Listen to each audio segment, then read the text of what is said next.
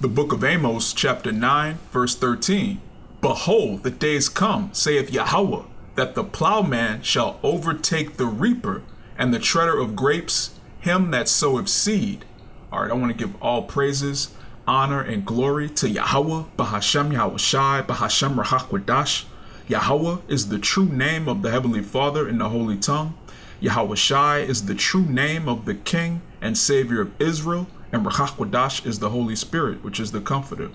Double honors the apostles and elders of Great Millstone for leading by example in these last days. And Shalawam to the hopeful elect, all you Akim making your bodies a living sacrifice. Now, through the Spirit, this is going to be a response to this idea that not every so-called white person owns slaves. And, you know, my granddaddy never owned slaves. This idea that it's okay to enslave the nation of Israel and there's not going to be any recompense because only a small number of so-called white people actually own slaves. And you encounter this a lot when you go out on the highways and hedges. These heathen come up to the camp and they realize the judgment for enslaving the Most High's chosen people is that they have to go into slavery. You know, as it is written, he that leadeth into captivity shall go into captivity. Revelation 13 and 10. And heathen don't like that. And they start copping pleas. They'll say things like, well, my forefathers, we just got to this country 60 years ago. I never owned any slaves. And, you know, this thing you see on the internet, you have these Edomites, they'll say, well, only 2% of white people own slaves. Only 1.4% of white people own slaves.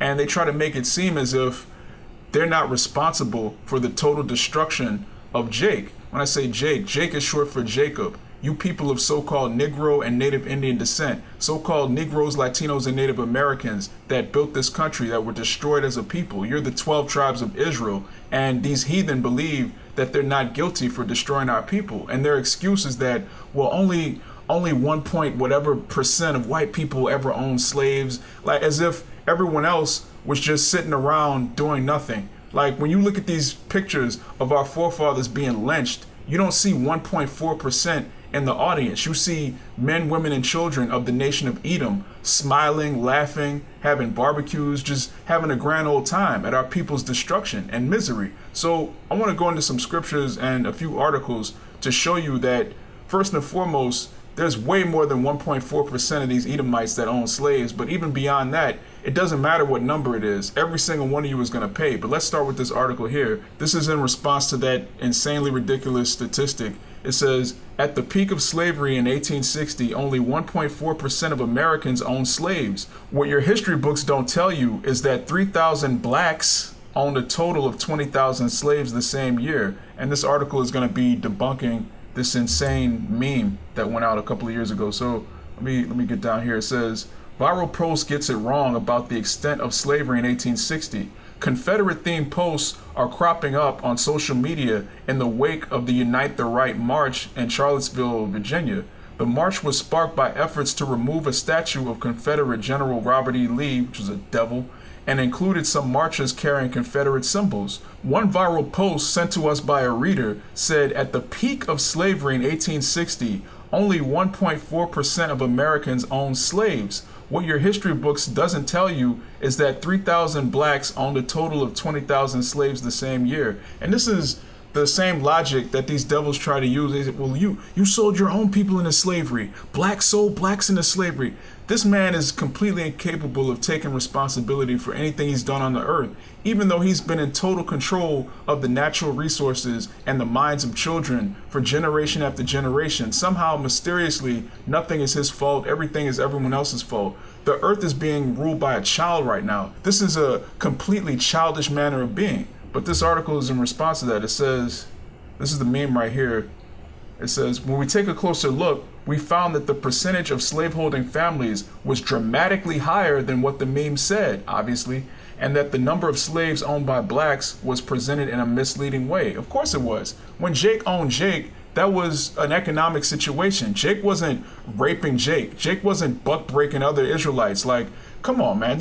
When an Israelite is freed and he buys his cousin, that's not the same as an Edomite buying a slave. That's two completely different things. But again, this man is a child. He doesn't deal with logic, reason, and obviously he doesn't deal with equity and fairness. He's the devil that the Bible speaks of. But it says, the primary source of data about slaves and slaveholding in 1860 is that year's census.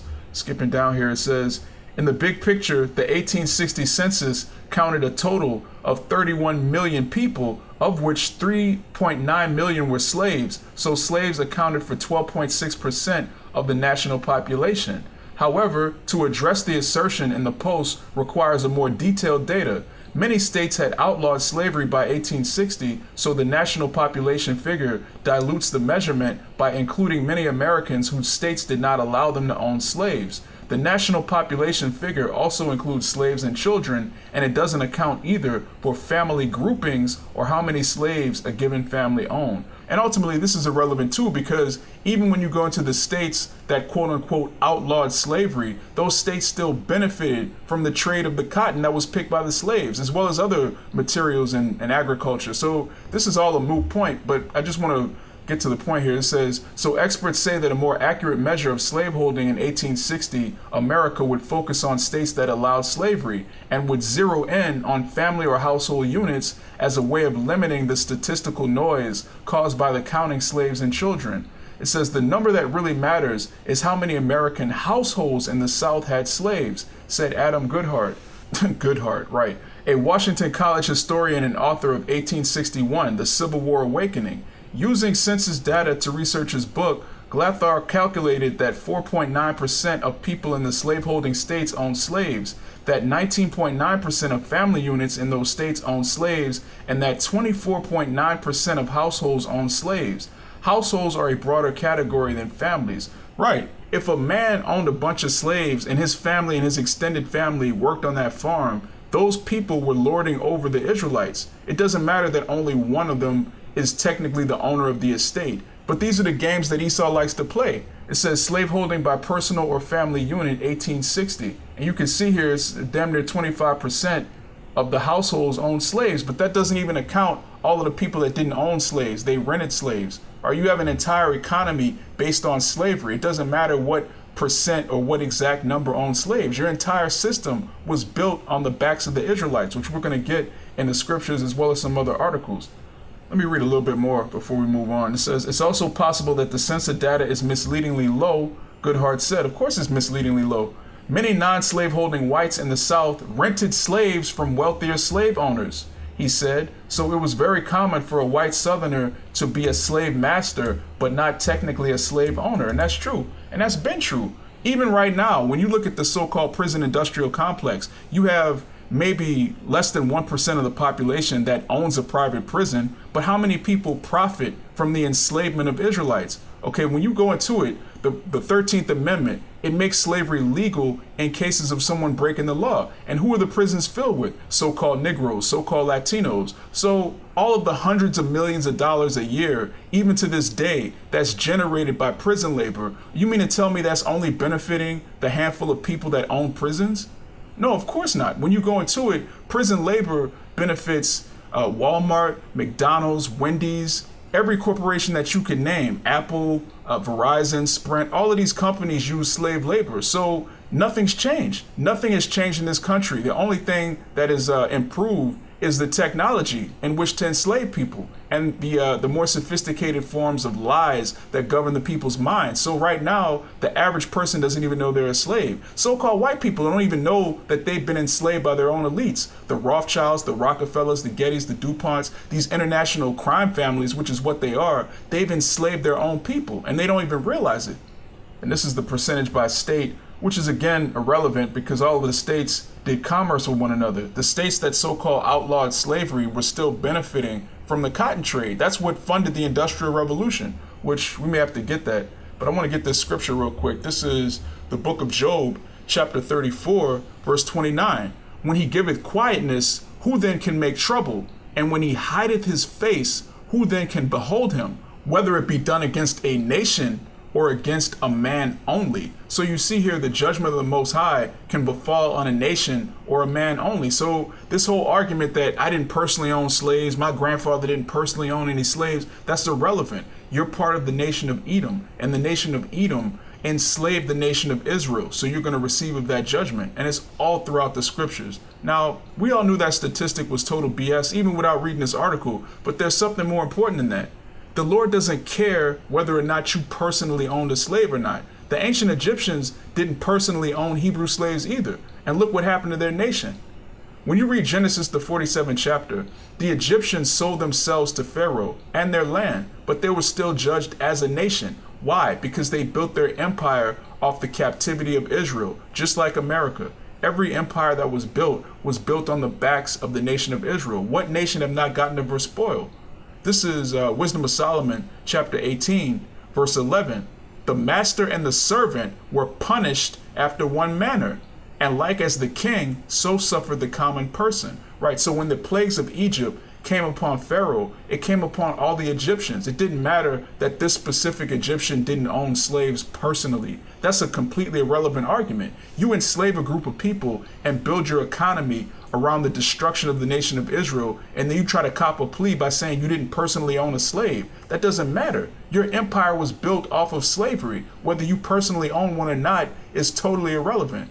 And again, they're trying to present an argument as if to suggest that the Edomites that didn't own slaves were somehow completely against owning slaves because they didn't personally own them. When you look at any picture of Jake getting lynched, what do you see in the crowd, man? You see a bunch of Edomites smiling and laughing.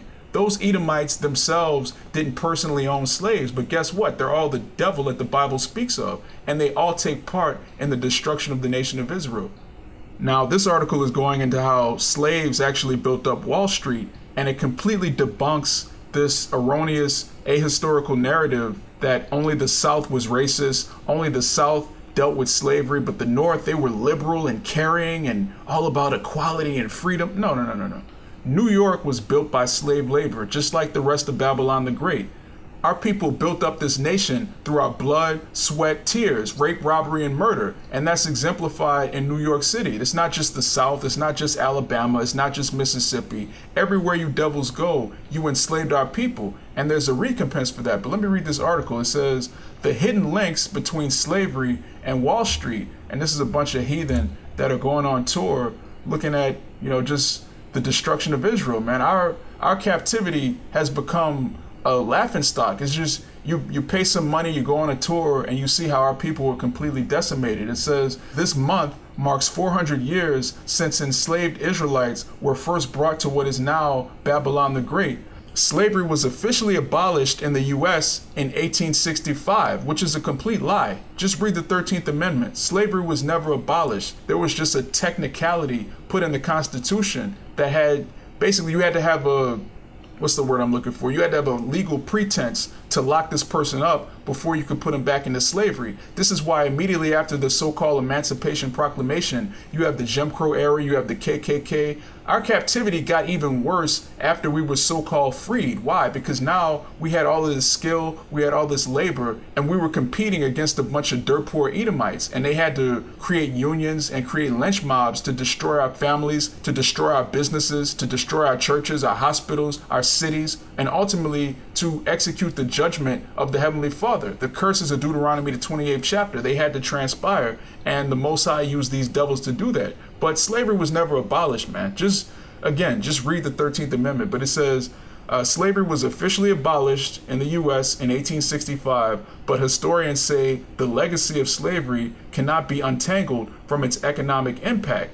On a hot August day, 25 people are gathered around a small commemorative sign in New York's financial district. Their tour guide explains that this was the site of one of U.S.'s largest slave markets. And this is in New York City. This isn't in Mississippi. This isn't in Alabama. This isn't in North Carolina. This is New York City, one of the largest slave markets. It says, just 2 streets away from the current site of the New York Stock Exchange, men, women, and children were bought and sold. Israelite men, women, and children.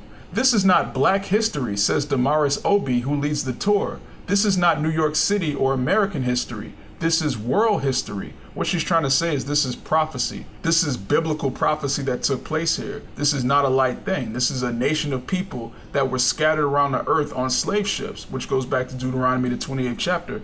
But it says, it is also economic history. Stacy Toussaint, the boss of Inside Out Tours, which runs the NYC Slavery and Underground Railroad Tour, says people are often surprised by how important slavery was to New York City. Of course they're surprised because they're raised in this Babylonian propaganda propaganda that tells them that so-called white people in the North were good. They were liberal, they're caring, they're all about equality and freeing the slaves. So when you grow up with this false narrative, when you come across the truth, which is that every single one of these people is the devil, then it can be shocking. It says they don't realize that enslaved people built the wall after which Wall Street is named, she says. Look at Eve, man. She's having the time of her life talking about slavery. Goodness, man. It says, by some estimates, New York received 40% of U.S. cotton revenue through money its financial firms, shipping businesses, and insurance companies earned. But scholars differ on just how direct a line can be drawn between slavery and modern economic practices in the U.S. Right, scholars differ because some of them are overtly racist and some of them are covertly racist. So they're going to differ on how much this country was built by our people's oppression. But it's 100%. There is no, well, 30% of this came from this and 30%. No, the Industrial Revolution was funded by slavery. It was funded by the production of cotton and other goods that was free labor from our people, from the Israelites. And this whole country is on stolen land. This land was stolen from the so-called Native American Indians, which are part of the northern kingdom of Israel. Then you went over to West Africa to get the southern kingdom of Israel to come over here and work for you. So there is no 30%, 40%, 50%. This entire country, 100% of it, is based on the enslavement and destruction of the nation of Israel.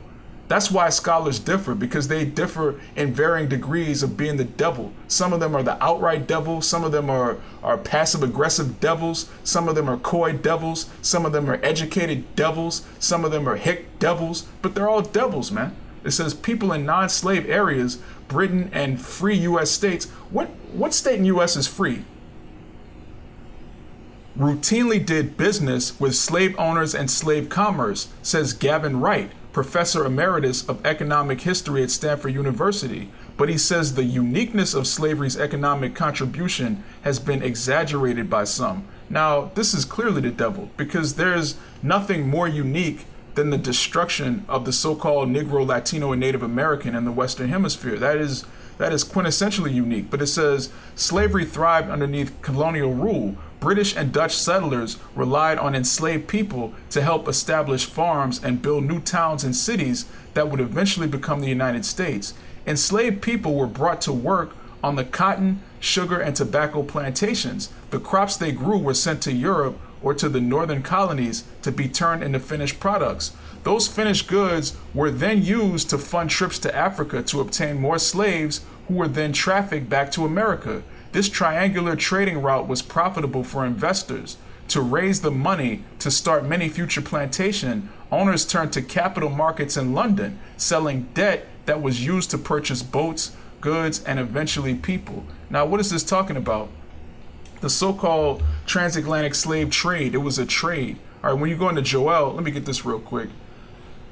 This is the book of Joel, chapter 3, verse 3. And they have cast lots for my people, and have given a boy for an harlot, and sold a girl for wine, that they might drink. And this is talking about when our people were sold on auctioning blocks, man. This is the fundamental reason why this country exists. It has nothing to do with the entrepreneurial spirit. It damn sure has nothing to do with the fear of God and God loves America and oh say can we see. This is all a narrative. What really built this country was the enslavement of so-called Negroes, Latinos, and Native Americans. And as you can see by this article, as well as the next article we're going to get, is slavery is basically the veins that flows through this country. Every avenue that led to wealth in this country goes back to the slave trade. There's nothing about this country that doesn't go back to the enslavement of Israel. So the idea that only 1.4% of white people technically own slaves is a moot point. It's completely irrelevant. Your entire system, your whole setup was built on the destruction of our people. But this is verse 6. It says, the children also of Judah, which is the southern kingdom, you so-called Negroes,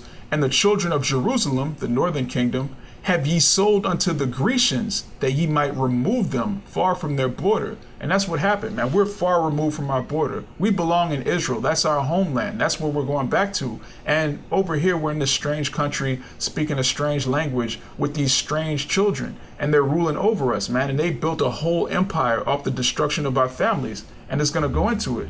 Let me wrap this up and then get the next one.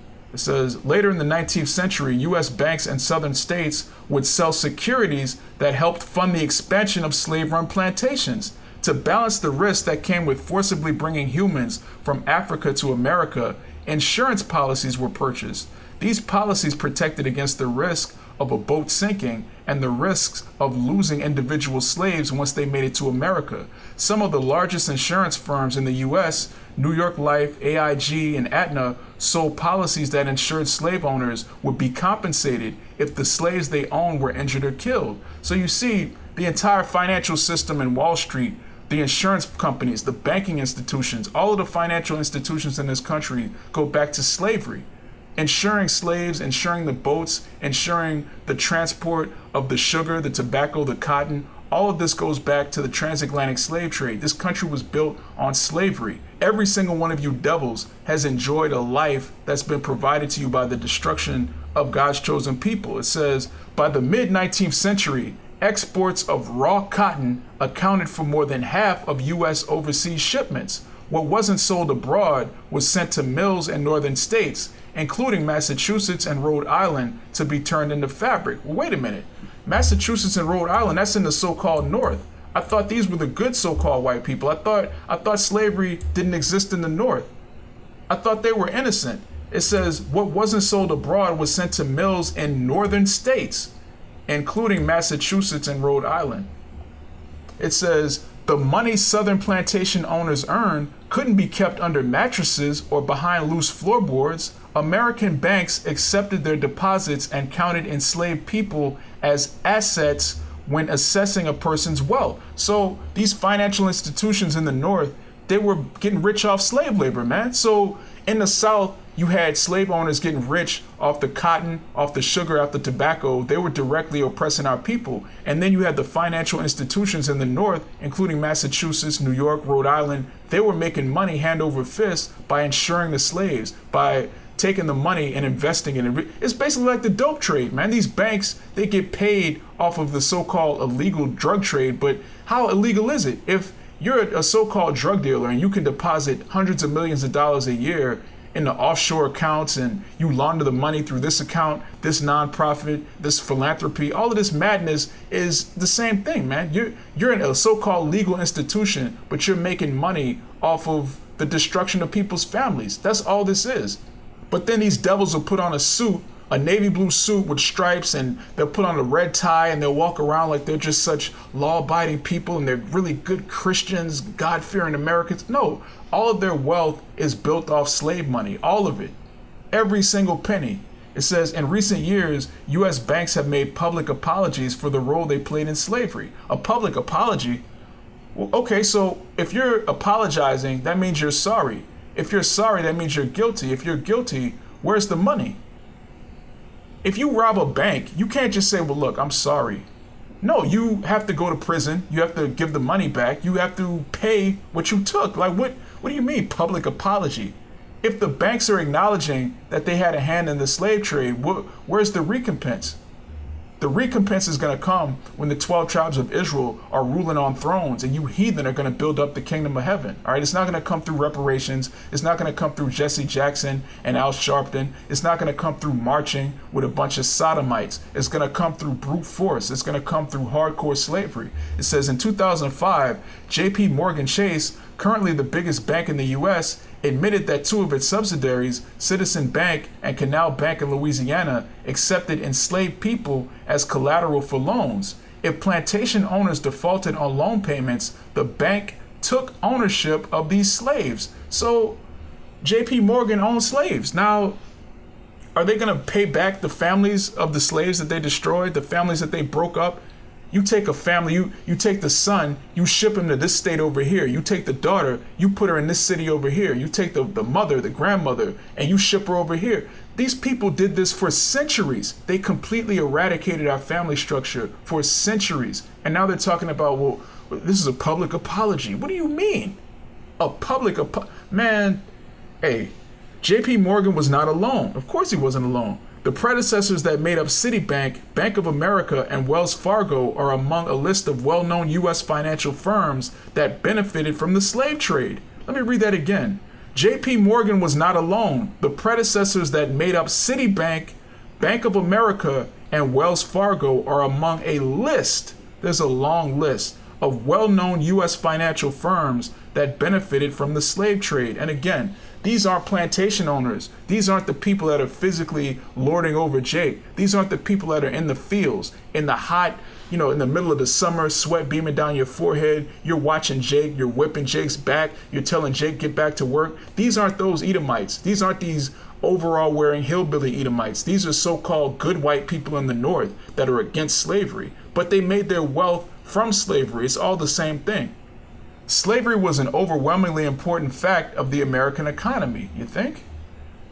Professor Becker points out that while cities like Boston never played a large role in the slave trade, they benefited from the connections to slave-driven economies. New England merchants made money selling timber and ice to the South and the Caribbean. In turn, Northern merchants bought raw cotton and sugar. New England's fabric mills played a key role in the U.S. Industrial Revolution, but their supply of cotton came from the slave-reliant South. Let that sink in for a second.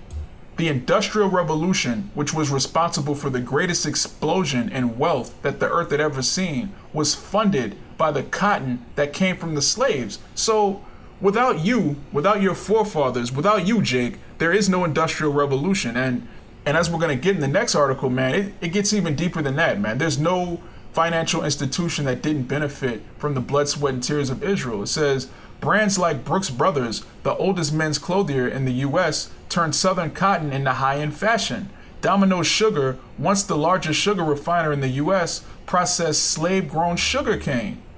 It says the U.S. sugar cane was reliant on slave labor in the early 19th century. Of course it was. America's railroads also benefited from money earned through slave businesses. In the South, trains were built specifically to move agricultural goods farmed by enslaved people, and slaves were also used as labor to build the lines. So Esau used slaves to build the train tracks, to build the trains that were transporting the goods that the slaves were picking. This whole setup was built from slavery, man. It doesn't matter what percent of so-called white people personally owned a slave in their house. That's completely irrelevant, man. This entire economy was built on the enslavement of Israel. How do you get around this, man? It says America's railroads benefited through the slave businesses. In the South, trains were built specifically to move agricultural goods farmed by enslaved people. So our people were on the farms, they were on the plantations picking the cotton, picking the sugar, the tobacco. All of the goods were worked by slaves, and then trains, which were also built by the slaves, were sent across state lines to other. Come on, man. This is too much, man. It says some scholars even argue that the use of slavery shaped modern accounting. Historian Caitlin Rosenthal points to enslavers who depreciated or lowered the recorded value of slaves over time as a way to keep track of costs. When you look into it, everything about managing in corporate America, everything about accounting, everything about insurance, it all goes back to the slave trade. These devils try to make it seem like there was this brand new level of economics that sprouted up after the Industrial Revolution. But as we just read, the Industrial Revolution was funded by the slave trade, but also, even more importantly than that, the way in which these devils do business, everything about their accounting, their management, it all goes back to slave plantations. Here's another one. It says 15 major corporations you never knew profited from slavery. And, just look at Jake, man, completely destitute, lost. This is a so-called family that's going to be split up the next day. And here they are, Esau would just work our people to the bone, but it's all good. The same thing is going to happen to you. It says the enslavement of Israelite people in the Americas by the nations and peoples of Western Europe, Edomites, created the economic engine that funded modern capitalism. Therefore, it comes as no surprise that most of the major corporations that were founded by Western European and American merchants, Edomites, prior to roughly 100 years ago, benefited directly from slavery. And that's obvious, man. If Edomites set up a system in which they're the head and we're the tail, where's that money gonna go? You have people that really think that all of that money just disappeared in Come on, man. All of the money is still being passed down. That's why it tells you in Isaiah 14, prepare slaughter for his children for the iniquity of their fathers. And you have people that have absolutely no problem inheriting the wealth of their degenerate forefathers. But then when it comes down to inheriting the judgment, then all of a sudden, oh man, that wasn't me. That wasn't my grandfather. My great grandfather never owned slaves. It doesn't matter. You built the society on the destruction of our people. Whether you personally owned a slave or not is completely irrelevant. That's why the prophecy says this. This is the book of Isaiah, chapter 24, verse 1. Behold, Yahawah maketh the earth empty, and maketh it waste, and turneth it upside down, and scattereth abroad the inhabitants thereof. And it shall be, as with the people, so with the priest, as with the servant, so with his master, as with the maid, so with her mistress, as with the buyer, so with the seller, as with the lender, so with the borrower, as with the taker of usury, so with the giver of usury to him. So all of you Edomites together, you so-called upper class, you so-called lower class, all of you heathen in one mind enslaved our people. So you're all going to be judged in one mind. It doesn't matter what your economic status is. It doesn't matter if your uncle never owned a slave. All of you Edomites are going to suffer the same judgment because you built the society off the destruction of the children of the Most High. So that's the judgment you have to look forward to. This is the book of Zechariah, chapter 11, verse 5. Whose possessors slay them and hold themselves not guilty. This is the mindset of an Edomite. All right, he slays us and then he holds himself not guilty. That wasn't me. That wasn't my grandfather. That was somebody else. Listen, it doesn't matter. You're part of the nation of Edom. These devils want to simultaneously absolve themselves from any involvement of the transatlantic slave trade, but they also want to take credit for collectively saving us from slavery. This is completely unreal. You have these devils, they'll be like, well, yeah, technically only 2% of whites own slaves. So, technically you sold yourselves into slavery. Technically we actually saved you. We saved you from Africa. Look at Africa today. You should be thanking us. So technically, this is why this heathen has to go. He wants to take credit for releasing us from slavery, which he never did, but then he wants to absolve himself from enslaving us in the first place. You can't reason with someone like that. He makes no account of our labors, as it tells you in Wisdom of Solomon, the 5th chapter. But what else does it tell you in Wisdom of Solomon, the 5th chapter? When he sees our salvation, he's going to be troubled with terrible fear. And that's what comes upon these heathen. That's why they make these asinine arguments that have nothing to do with anything, man. And when you read the rest of this, as you can see, Lehman Brothers, it just goes all the way in, JP Morgan again, Wells Fargo, USA Today, the transportation systems, all of this goes back to slave money, man. There's no getting around this. And here's another one. It says, How Slavery Made Wall Street by Tia Miles. It says, while quote-unquote Main Street might be anywhere and everywhere, as the historian Joshua Freeman points out, Wall Street has only ever been one specific place on the map. New York has been a principal center of American commerce dating back to the colonial period, a centrality founded on the labor extracted. I like how they phrase this, the labor extracted.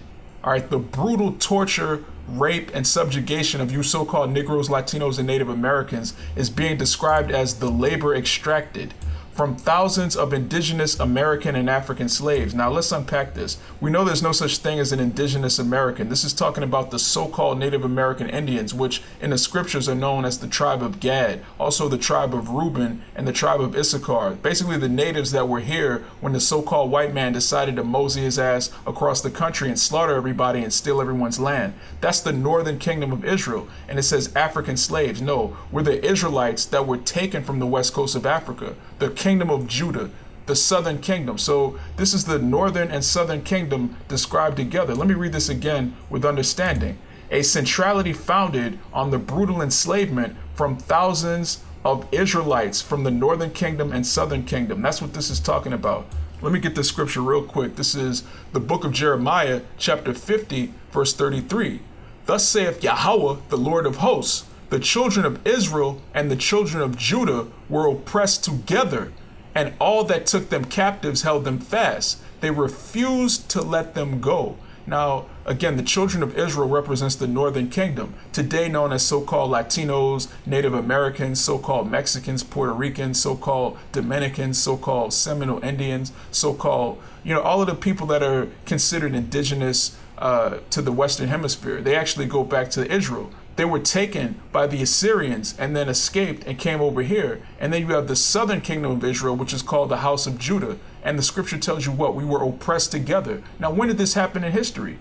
We're reading about it right now. A centrality founded on the brutal enslavement of thousands of Israelites from the northern and southern kingdom. That's what this is talking about. There's no account in history after the kingdom split with Jeroboam and Rehoboam. The southern kingdom and northern kingdom were never oppressed together. That happened here in Babylon the Great. And when you read prophecy, there's going to be a great deliverance of the 12 tribes of Israel. The northern and southern kingdom together are going to be delivered out of this hellhole.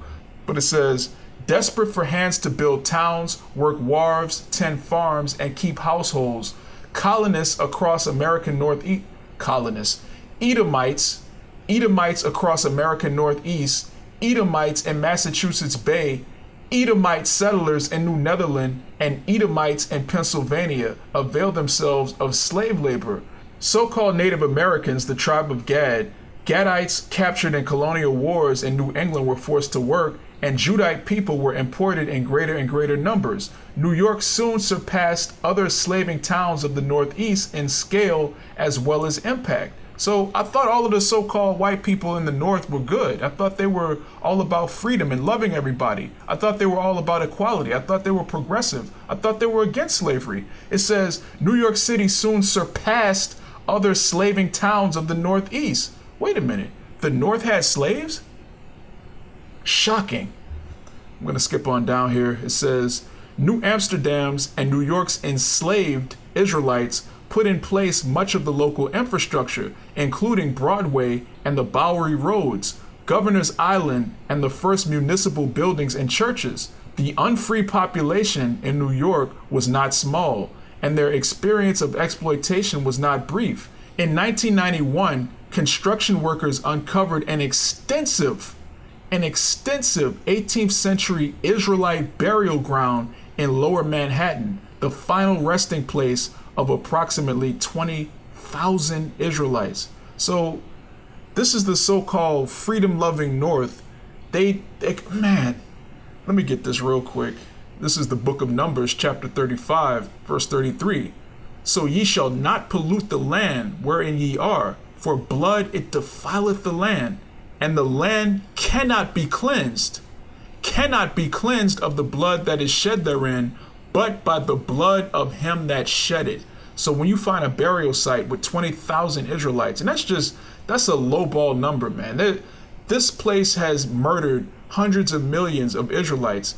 We've been found in your hand. You're guilty. It doesn't matter if only 1.4%. You can't wiggle your way out of the judgment. You can't use semantics and faulty statistics to try to alleviate yourself of the burden of guilt. There's a blood debt that you have, and the Most High is going to collect. But reading on, it says, and New York City's investment in slavery expanded in the 19th century. So this whole idea that only the South owned slaves, that's nonsense, man.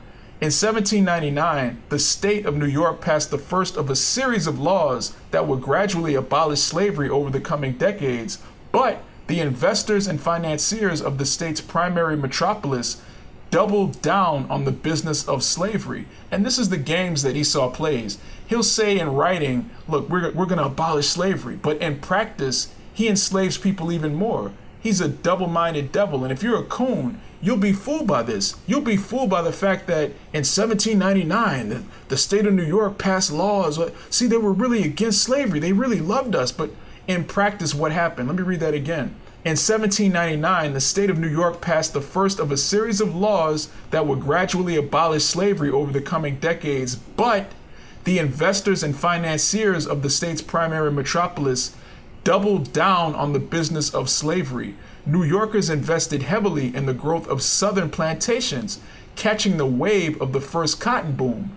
Southern planters who wanted to buy more land and Israelites borrowed funds from the New York bankers and protected the value of bought bodies with policies from New York insurance companies. Again, you see the same thing. The financial institutions are making money hand over fist from the southern slave owners that are brutalizing and raping and torturing our people. So it's all blood money at the end of the day. Whether you make your money literally owning a slave plantation or you make your money on Wall Street, all of it goes back to the blood of the saints, the blood of the Israelites. It says New York factories produce the agricultural tools forced into southern slaves' hands and the rough fabric called Negro cloth worn on their backs. Ships originating in New York docked in the port of New Orleans to service the trade in domestic and by then illegal international slaves, which again, they made it illegal on paper, but they were still, come on, man. As the historian David Quigley has demonstrated, New York City's phenomenal economic consolidation came as a result of its dominance in the southern cotton trade, facilitated by the construction of the Erie Canal. It was in this moment, the early decades of the 1800s, that New York City gained its status as a financial behemoth through shipping raw cotton to Europe and bankrolling the boom industry that slavery made. So let that sink in, man. New York became a financial powerhouse by insuring slave ships, by transporting textiles and cotton to Europe. That's how New York got rich. So again, only 1.4% of people in the South, that's irrelevant. That's a red herring. That's a moot point. That's a false argument. You devils have built an empire off the blood, sweat, and tears and total destruction of Israel. Reading on, it says, in 1711, New York City officials decreed that, quote, all Negro and Indian slaves, again, Judah and Ephraim being oppressed together, the northern kingdom of Israel, so-called Latinos, Native Americans, and the southern kingdom of Israel, so-called Negroes, Judah and Ephraim slaves that are let out to hire, be hired at the market house at the Wall Street slip. It is uncanny, but perhaps predictable, that the original wall for which Wall Street is named was built by the enslaved at a site that served as the city's first organized slave auction. So the city's first organized slave auction was Judah and Ephraim together, being oppressed together, as we read in Jeremiah. It says, the capital profits and financial wagers of Manhattan, the United States, and the world still flow through this place where black and there's no such thing as black people, and Edomites are red people. This is completely off. This is talking about Judah and Ephraim, okay?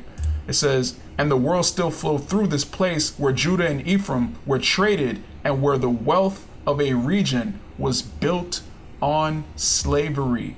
So again, all of you Edomites are guilty. Your whole setup was built on slavery. See, what you so-called Negroes have to understand is that cotton was an export, a global export from the South to the East, to England, to China. Everybody's hands are dirty. Everyone is culpable in the oppression and destruction of our families, and everyone has our blood on their hands. Esau has pushed this narrative that Edomites down south are racist and Edomites up north, well, they're the good white folk. No, that's called the Hegelian dialectic, more specifically, the good cop, bad cop paradigm. Listen, if the justice system is inherently corrupt and the prison industrial complex exists to lock you up, then anyone working for that system is evil. There's no such thing as a good cop. So if America's economy is founded on the enslavement, the rape and destruction of the Most High's chosen people, then there is no such thing as a good so-called white person. It doesn't matter what percentage of them were legal slave owners. The whole nation is wicked. The whole society is wicked.